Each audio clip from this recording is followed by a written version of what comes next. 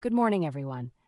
Before we dive in, I want you to picture a city going about an ordinary wartime morning. Children heading to school, ships easing through the harbor. On the 6th of December, 1917, that ordinary morning lasted about 20 minutes. Today, we're going to walk through what happened when two ships collided in Halifax Harbor, and how the explosion that followed became the largest human-made blast before the atomic bomb. It's a story of terrible luck, incredible courage, and a city that rebuilt itself from the ashes. Let's begin. Take a look at this image for a moment. This is the quiet city that, in a matter of minutes, would be nearly erased. Here's the hook of our story. The biggest non-nuclear explosion in history did not happen on a battlefield. It happened in a harbor full of people. And it all started with one ship carrying a cargo that should never have been there. Over the next few slides, we'll see exactly how that one ordinary morning unfolded into catastrophe. Here's the path we'll take together. First, I'll set the scene and explain why Halifax mattered so much during the First World War. Then we'll meet the two ships and replay the collision itself. After that, we'll count the human and physical toll and look at how the city responded. Finally, we'll ask who was responsible and close with the legacy this disaster left behind. Sound good? Let's start with the harbor. So, why Halifax? To understand the explosion, you first have to understand what this city meant in 1917. Halifax was far more than a pretty port. It was the lifeline of the entire Allied war effort. Ships gathered here, loaded here, and sailed from here toward the battlefields of Europe. Let me paint that picture for you, because everything that follows flows from it.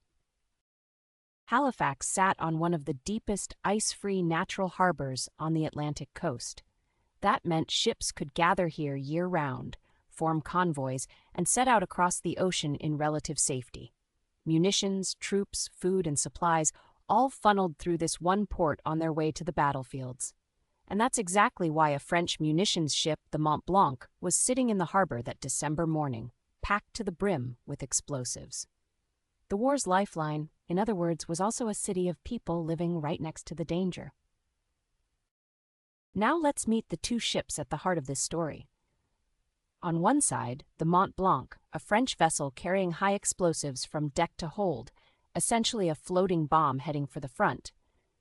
On the other, the Emo, a Norwegian relief ship leaving the harbor, empty and in a hurry. In the narrow channel called the Narrows, a series of misread signals and last-minute maneuvers sent them straight toward each other. Neither ship could stop the collision that followed.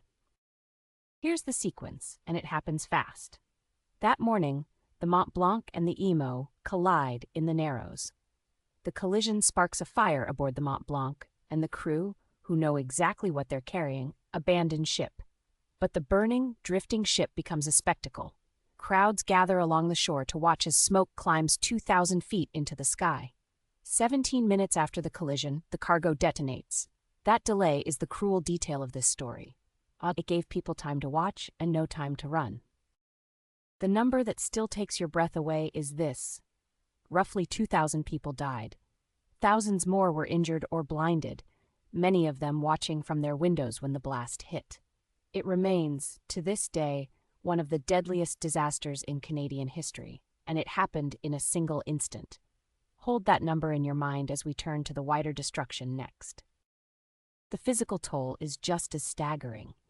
More than 1,600 homes were destroyed, along with schools, churches, and factories. 9,000 people were injured or blinded. The shockwave was so powerful it shattered windows 50 miles away. And all of it began with that single smoke-cloaked ship. These aren't abstract numbers. They're the shape of a city knocked flat in a matter of seconds. But the blast wasn't the only killer that morning. The explosion pushed a wall of water across the harbor, and moments later, a tsunami surged back into the shattered north end. Fires then spread through the wreckage of collapsed homes. And remember, this is December in Canada. Thousands of survivors were suddenly left without shelter in the dead of winter. The suffering didn't end when the smoke cleared. In the confusion, many survivors believed the explosion was a German attack, a bomb dropped from a plane. Troops at the gun batteries turned out ready to defend the city. The local papers even reported for a while that Germans had mocked the victims. But within about an hour, the truth emerged. This was no attack. It was an accident. And that realization sent the whole city pivoting from defense to rescue. Here's how the response unfolded. First, the alarm. Soldiers and gun crews turned out, bracing for an enemy. Then, within the hour, the cause and location were identified. That's when everything shifted. Troops moved from defense to rescue. They rushed into the north end, dug through the rubble, and carried survivors to the city's hospitals, including 2 army hospitals. Ordinary people, soldiers, and neighbors became rescuers overnight. So, what came out of all this destruction? The explosion didn't just level buildings, it forced Halifax and Canada to rebuild almost everything, from homes to hospitals to the very rules of the harbour. Let's look at that legacy, because it's the part of the story that still shapes the city today. 2 things happened in the aftermath, and they're worth holding side by side. First, the question of blame. The inquiry concluded that the real issue wasn't one unlucky maneuver. It was the state of affairs that made the collision possible. The federal government, which controlled the harbor's waters, publicly accepted that responsibility. Second, the rebuilding. Neighborhoods were reconstructed to safer standards, and the disaster pushed forward advances in medical care, social welfare, and public health. Out of catastrophe came a stronger system. And that brings us to the end of the story. The Halifax explosion killed nearly 2,000 people and flattened an entire district, but it also left behind a safer, more resilient city. Every 6th of December, Halifax pauses to remember. If I can leave you with one thought, it's this. Great disasters are rarely about one moment or one mistake. They're about the systems around them.